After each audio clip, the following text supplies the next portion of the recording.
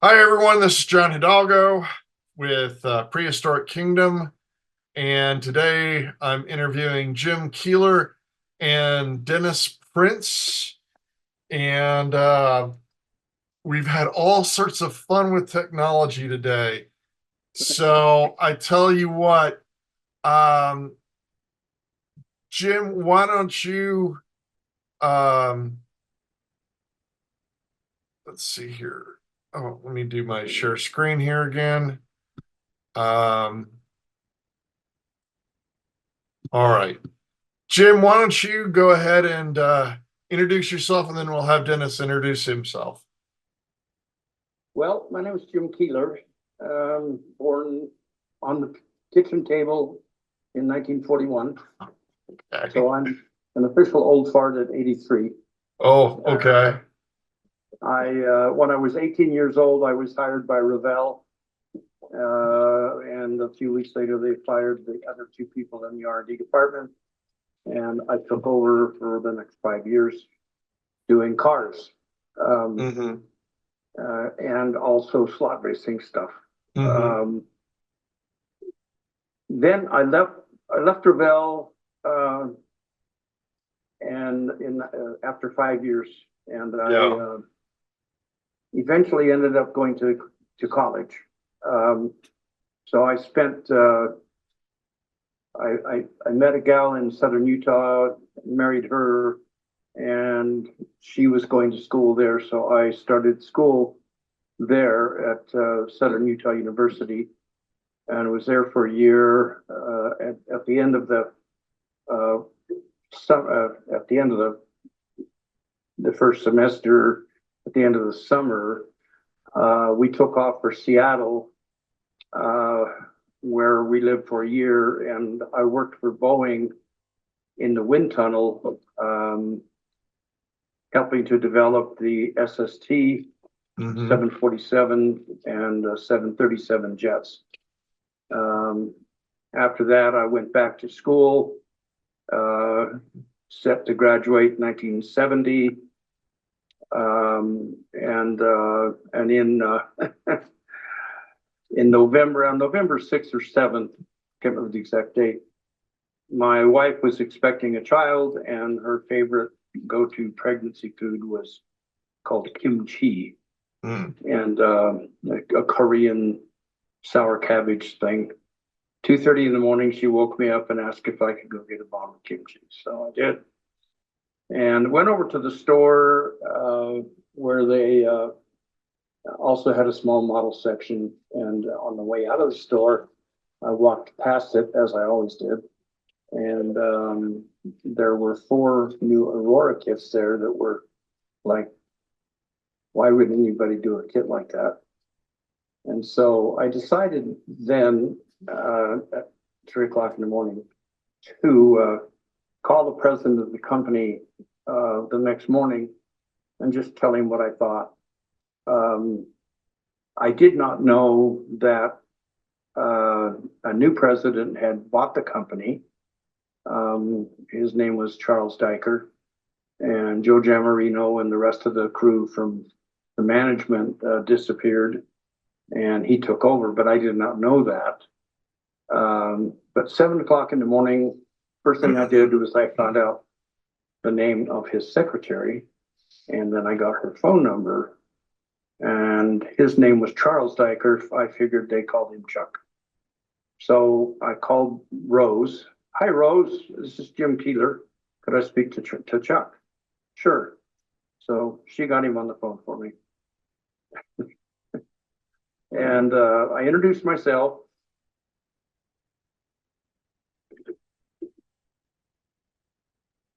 It's designs stuff for Revell for 5 years, and I just saw 4 of your new kit. I think we lost you. We lost your audio.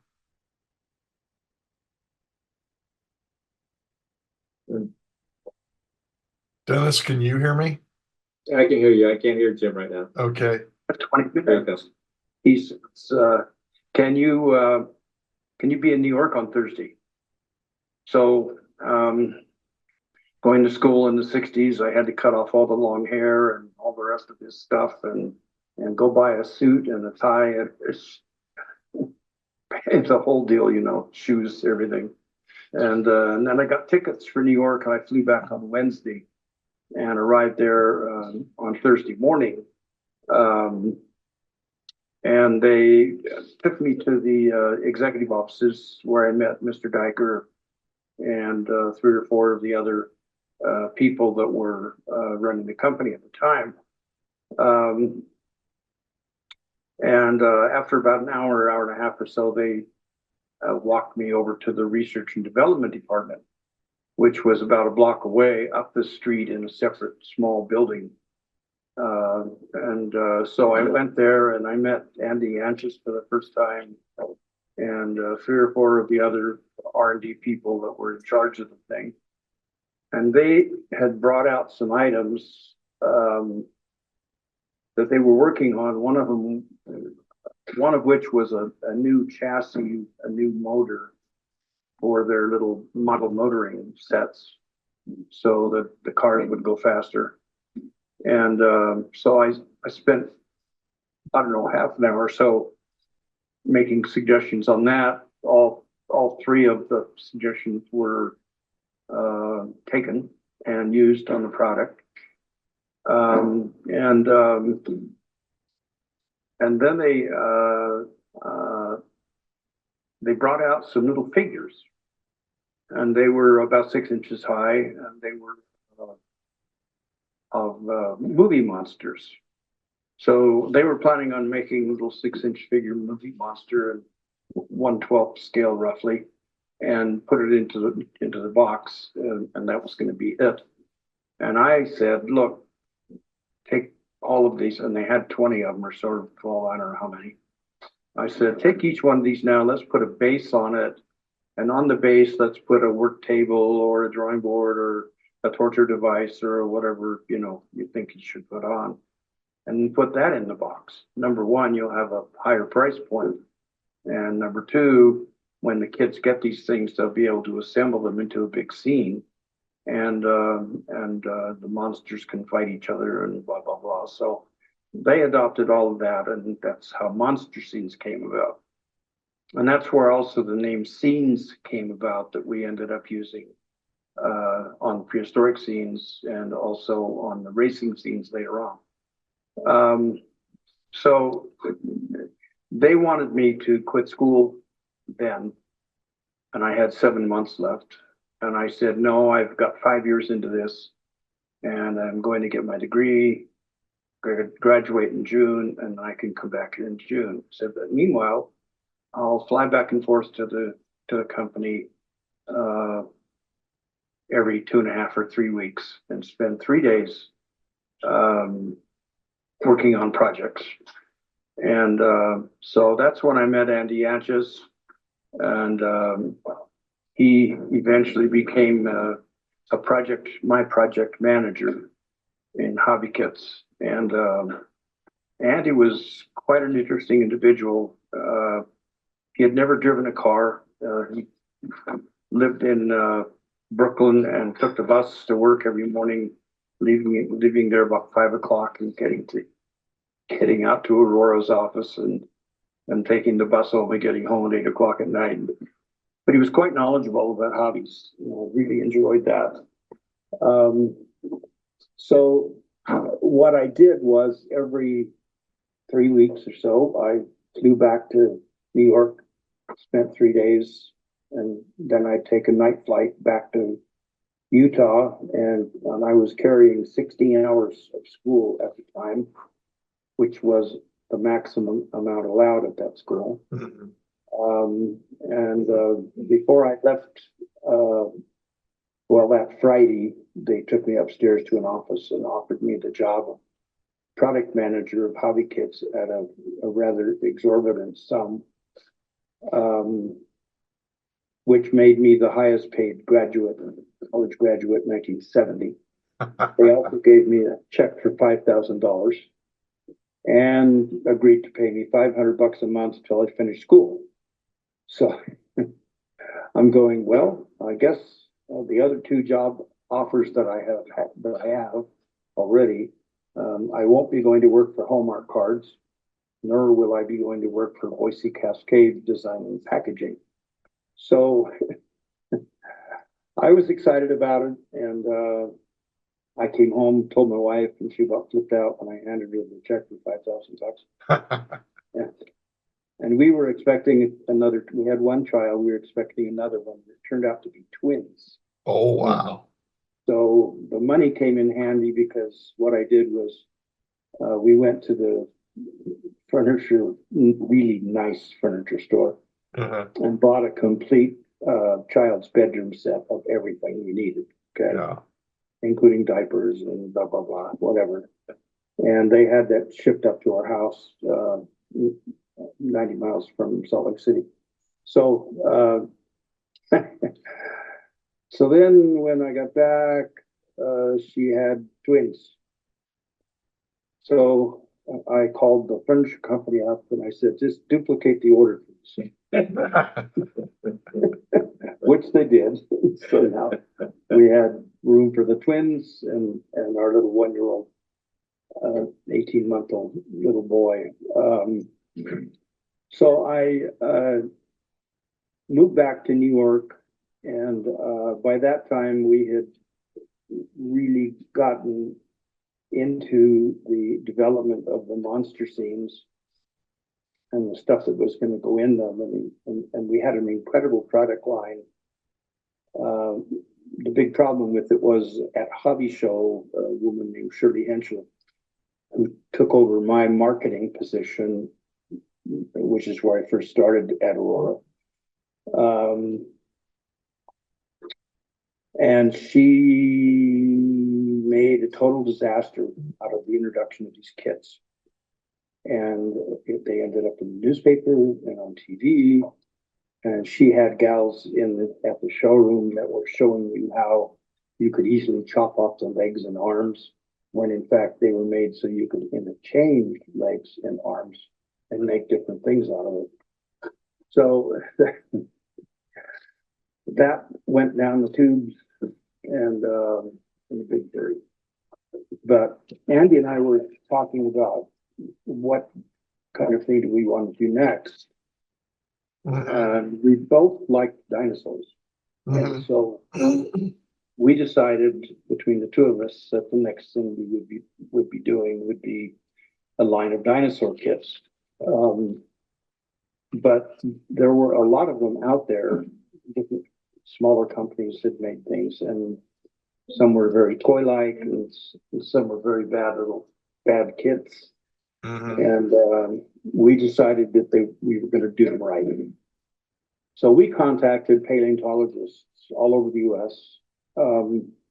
And museums, and traveled out to some of these places. Individually, Andy went one way, I went another way. We covered a lot of territory that way. And we started putting together the concept of prehistoric scenes. We decided on the scale of 1/12. And what happened is the monster scenes, because of they were supposed to be 1/12s. And I said, well, let's make them 1/13 because of the 13th thing in horror movies and stuff like that. So the 13th scale ended up on the prehistoric scenes as well. They're essentially 12 scale. So Andy and I worked really hard to research these things so that they were done right.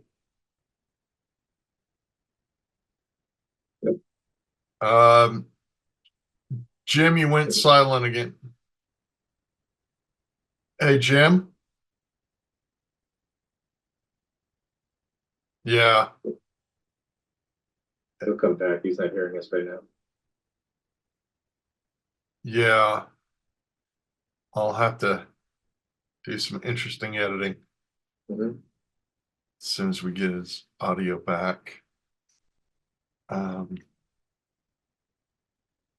I'll send him a text. Let him know we can't hear him. Yeah. If you can do some editing, he gave us some really good core information there. He did. You might be able to just jump right into that, because I know that's what your viewers are gonna want to see. Well, we lost his audio. Yeah, I just sent him a text or yeah. There's material. There he is. There you go. So, Jim, you back? Jim, what's that? Can you hear us? Yeah. Okay. You've gone silent for the last 2 minutes. Yeah. Oh, I did? Yeah. Oh, I'm Yeah, sorry.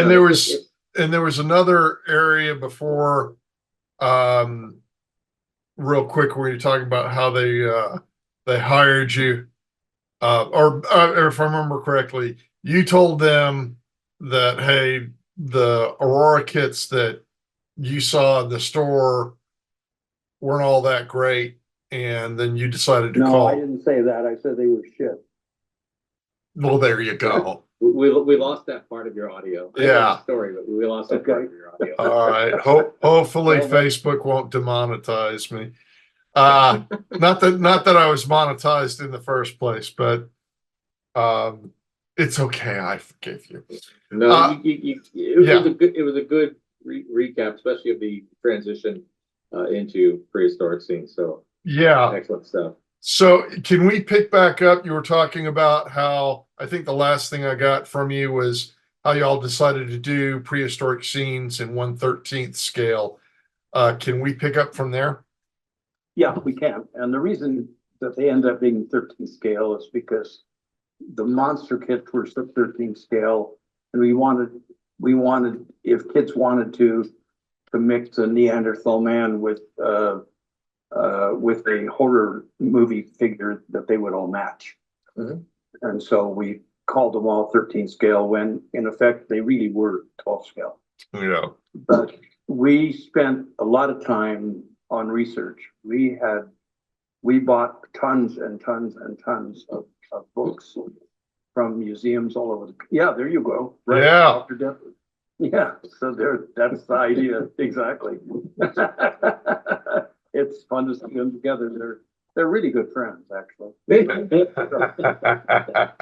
So, but the whole monster scenes thing was done to be introduced all at one time. Mhm. Hobby kit companies did not bring out 10 or 12 or whatever kits all at one time in Yeah. the series. They would bring out one or two of this kind and one or two of that kind, so forth. Mhm. So the only one that I can think of where that might have changed was when AMT did fire trucks. They brought out 3 fire trucks to start with. Okay. But generally, we brought out a 747 or we brought out a 737 or whatever, Mhm. and that was it. So that was a revolutionary thing too. Yeah. So, but that meant that we would get tremendous shelf space. And then the greatest thing about it for me was that after these things were released, we started to get letters from mothers, primarily, some fathers, but mostly mothers. Yeah. And these letters were like, thank you, these were fantastic. My kids have learned so much. It's gotten them into books when they might not otherwise have gotten into books, because they wanted to learn about what a jungle swamp was, or find out Mhm. about, a caveman's cave.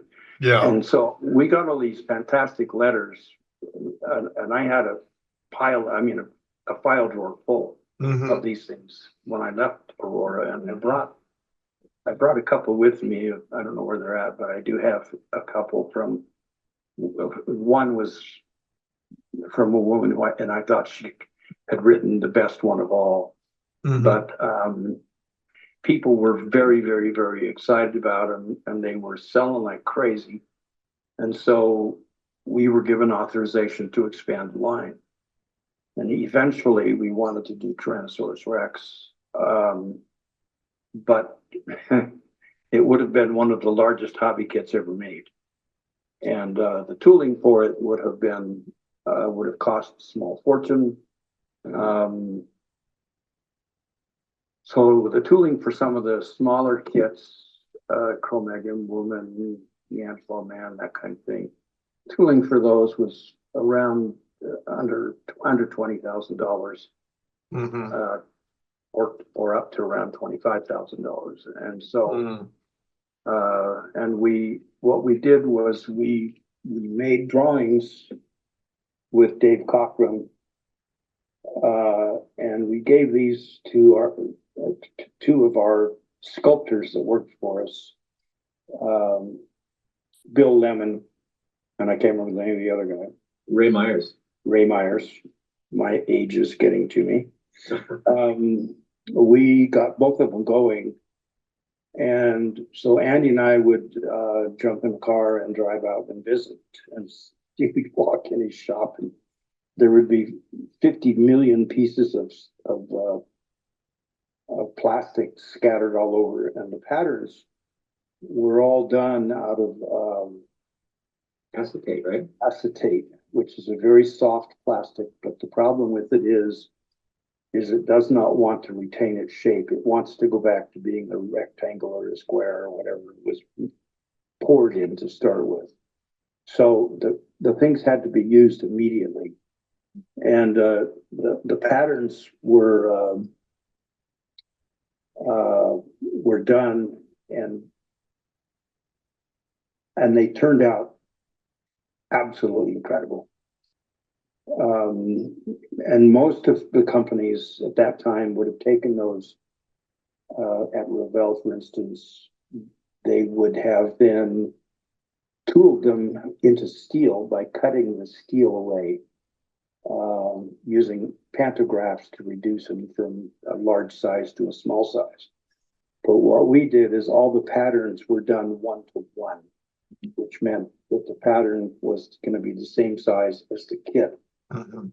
There was a company in Ohio called Ferio Brothers, and they cast tooling for us out of beryllium, which is a really, really expensive metal, but it is so hard that the tools last forever. I mean, they really do. So most of Aurora's kits were all done with 1-to-1 scale, which is why a lot of them, particularly in the cars, did not have a lot of detail, because since the patterns were done 1-to-1, you couldn't really put an instrument panel in a 1/32 scale Jaguar, for instance. At Revell, they had a guy that took a block of steel and sat down in the morning and would hand carve a speedometer for a 26 scale kit into solid steel. But all of these things were cast in beryllium. So the patterns were sent to Ferio Brothers, and because they cast them, it meant that they did it really fast. So, I mean, this project moved, aside from the research part, we spent 1.5 years doing research. The tooling for them took just weeks. And Ferio Brothers was like going, wow, this is totally incredible. And then we would have to groom the tools after we got the first test shots, which Andy and I did together or apart, however it worked. And we would put all of this stuff in it. The one thing that happened that really screwed things up was about the time we were starting on this project, the company hired a guy from Ideal Toy Company, and he had no concept of what we were trying to do to make these things the most accurate, most detailed, best plastic model kits of dinosaurs. Mhm. So when the very first one we decided to do the pattern of, fortunately, because it would have really screwed some of these other ones. And he says, well, he looked at what we were paying Mike Myers and Lemon for our patterns, which was a lot of money. Mm-hmm. And he says, well, we could do this a lot cheaper. I've got a guy over at Ideal. Let's bring him in. He'll have this thing in a week. Well, it would take the guys months to carve some of these things. And so in acetate. So he took a block of clay and roughly shaped out the Allosaurus. And then vacuum formed over that. And then he took a Dremel and went away at it and spent maybe a whole day or 2 days carving all the what little detail there was on the Allosaurus. And so our new boss, he said, well, we got to put some drool in here in this Allosaurus mouth. And wasn't much we could do about it. So we ended up with the drool. And I could kill the guy. You know, he was really good to work with. And about every 3 months, he would come into my office and give me a raise and a new larger check. To give you some idea, when I started there, I was making as much money as my father was after 50 years in the airline industry. Wow. I mean, they just lathered me with money. So things were going really well. And fortunately, after he saw the pattern, compared it to the stuff that Ray Myers and Bill Lemon were doing, then we understood that we could no longer use this guy from Ideal Toy Company. Otherwise, we would have had a line that would have been on the market for a year, and then it would have been over with because it would have been total junk. Yep. But the way we did it, I mean, I'm sitting here, I've got all these things lined up on the table. Yep. Yeah. I think there are only a couple that I wasn't able to send you. Yeah, that's true. Yeah. So And if I get the others, I think there's only two. If I get the others, I'll and I get some spares, I'll get them out to you because I know you want the I'll tell you boxes. something. When you first talked to me and you said, what was your favorite package for the prehistoric scenes? And I told you it was the Tyrannosaurus Rex. Yeah. So I thought you were going to be sending me empty packages, which other people have done for other kits. Yeah.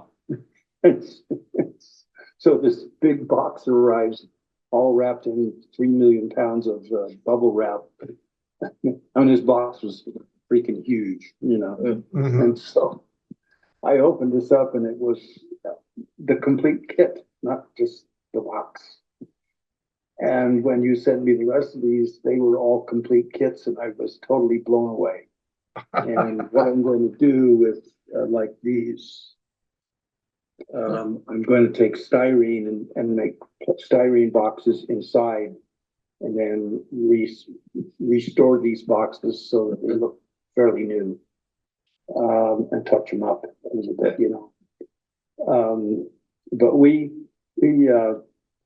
Andy and I worked together really, really well. And Andy he did not mind putting in the hours. Mm-hmm. And at Aurora, we were a 6 and 7 day company. Yeah. The whole 5 years I was there, that's the way it was. Mm-hmm. And I complained to Diker several times that I wanted to go spend time with my kids. And he said, if you go home and spend an hour with your child, that's all you need is an hour a day. And so he was also the world's best child expert as well. So, But when it got down to Tyrannosaurus Rex, we did all the drawings and we didn't do any patterns yet. And when we showed this to Diker, and he said, well, what's that going to cost? And I said, well, probably about $75,000, you know. Mhm. By the time we do the patterns and get to him. And he says, okay, let's do it. And we were like totally blown away. Yeah, fireworks, exactly. Yeah. And it was done right. And then we put it in a box that was freaking huge, Mhm. which was later changed by some company called Glencom to a smaller box. I don't know who they were, but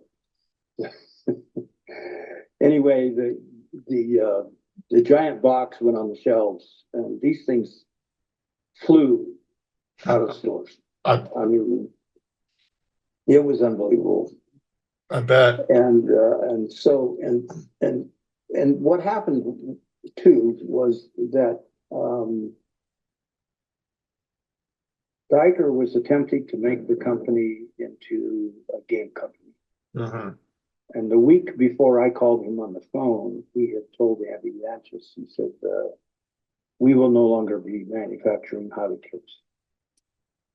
And a week and a half later, I arrived, Mhm. and he changed his mind. So that was cool. So I had to use a lot of the product we had, and so I did a series of regional airliners,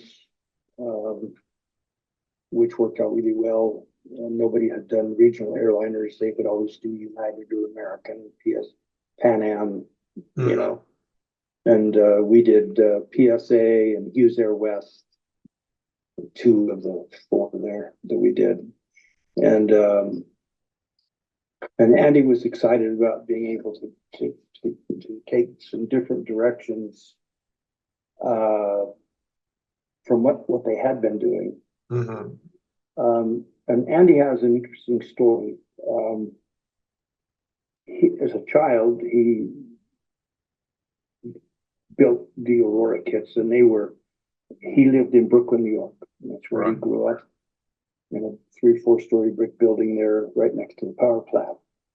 And he would go to the stores when he was a kid with his money, and he'd buy 79-cent hobby kits and build them. And he decided at an early age that he wanted to work for Aurora. And so he figured out he'd have to go to an art school to learn how to draw, Yeah. to do things, and to build models.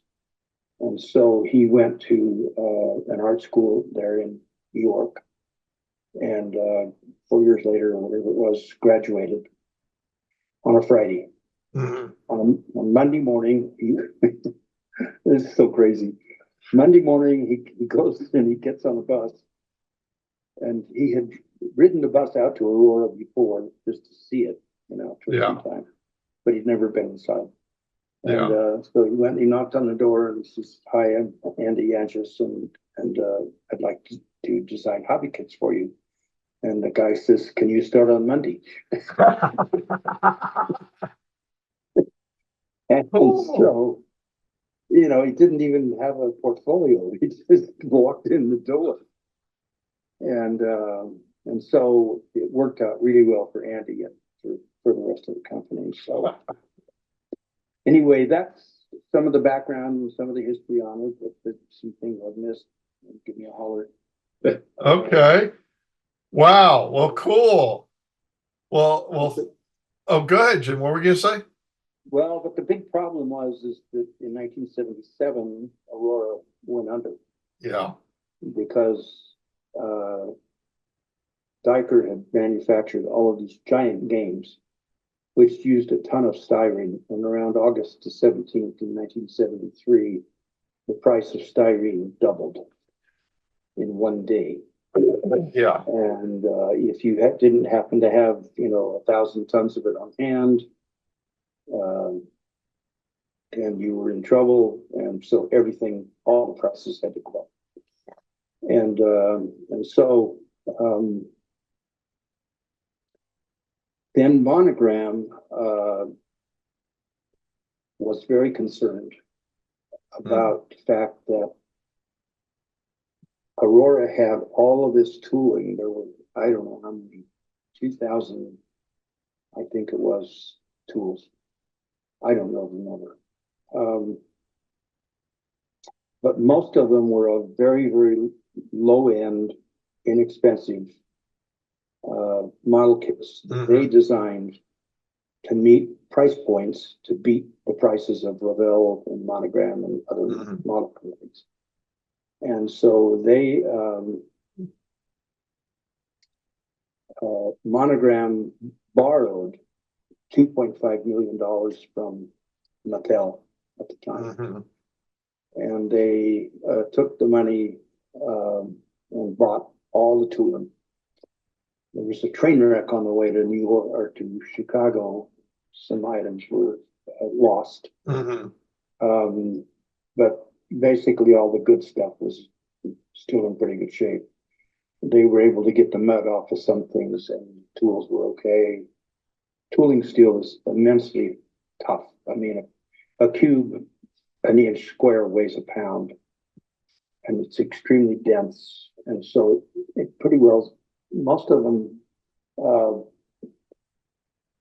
survived the train wreck. Well, they got them to Chicago and they put them in this big room to thaw them out because they were frozen, all frozen. And then the reason that Monogram bought all of these tools was to keep somebody else, primarily the ex-owners of Aurora, from buying the tooling and putting out all of these cheap hobby kits, which would take up shelf space in hobby stores and retail stores that would be taking space away from where Monogram could put their kits. Right. That was the single big reason why. And then they proceeded to demolish hundreds and hundreds and hundreds of tools, including some of the prehistoric scenes. Yeah. Most of the monsters, all the car stuff, the racing stuff, which I had turned into AFX, which, by the way, the first year I was there, it was $6.5 million.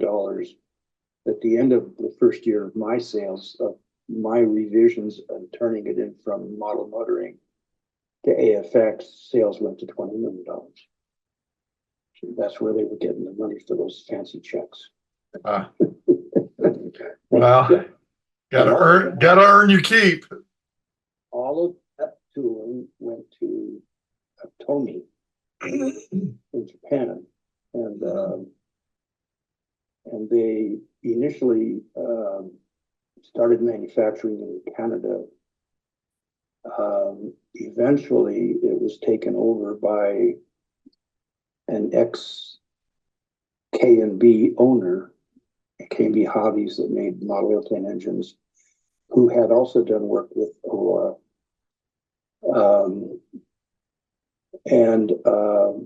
He took over the AFX line, and it is still going today. And the fun part about it for me is that the designer of the cars, and I insisted on the same kind of thing for the AFX cars as I did for the prehistoric scenes. A 55 Chevy Nomad was going to look like a Nomad. It wasn't going to be a blob. Right. Tycho's cars. Right. And I also had gone out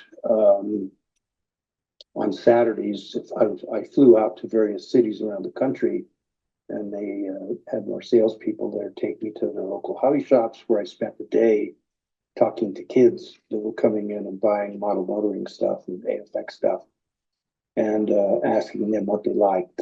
And after I had talked to I don't know how many number of kids, that had over 100 model motoring cars, then I knew our whole emphasis had to be on creating as many cars as we could possibly make. Right. And so that's what we did. And I flew out to LA, to Art Center, and hired a graduating car designer who was from Connecticut. I deliberately got somebody from back east so that they wouldn't have a California guy that would get to New York and find out he hated it and leave. And it worked out real well. He was with the company the whole time, and we hired then 2 more art student graduates to do product design of the games and other stuff that we made. But it was a really interesting 5-year period. And literally 4 of that, 3.5 of that was spent creating prehistoric scenes and additional prehistoric scenes kits as we went along. And I look at them sitting here on the table, and I'm still as thrilled today as I was the day we started on it. And Andy and I had an absolute blast doing all of these, and then we had to do the artwork and the instruction sheets and histories of these things to include. And the cool part about it is there were paleontological museums that were now selling our hobby kits. Yeah. Awesome. Nobody else did. So, and even Tamiya now is manufacturing dinosaurs. Yeah. And Bandai too. And Bandai. Yeah. And they, when Monogram destroyed this tooling, they had no concept of what they were doing overall. And they didn't understand why we had the items in it that we did. And the reason we did is we did that also for price points. So we had very low end price kits, and then medium higher, and then Tyrannosaurus and giant expensive thing, which still sold. So any questions? I've got a few things to I'm gonna real quick give Dennis just a real quick introduction of yourself, because you're working on a book Yes, about sir. prehistoric scenes. So real quick, tell us about that, and then I want to do a lightning round on the kits, and I'll get to that in a second.